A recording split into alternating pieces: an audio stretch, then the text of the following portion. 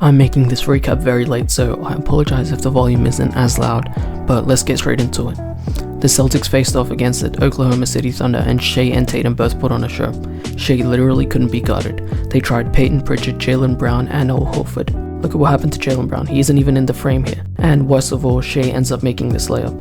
Jaylen Brown had a really tough game, he didn't score offensively and ended up fouling out. There are only about 7 people in the world who care about this game, but Stephon Castle got one of the worst rookie punishments I've ever seen. The Buns are still 2 games out of the playoffs, and they haven't been able to cover ground even with Kyrie and AD, and basically half the Dallas Mav team being injured. It's probably because they're too busy getting their ass beat, and their team chemistry is in the ground right now. Instead of helping Mason Plumlee, who was bleeding, Kevin Durant went to check on Steven Adams, who was his former teammate.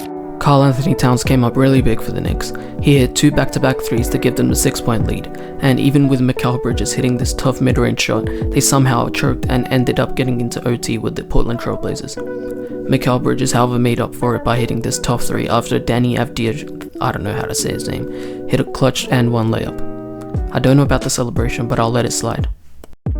Another day of the Timberwolves giving the Nuggets belt to ass. Jaden McDaniels' offensive leap has been insane. He's been averaging 19 points per game since Julius Randle came back. And speaking of Julius Randle, in the last 11 games that he's played for the Timberwolves, they are 11-0.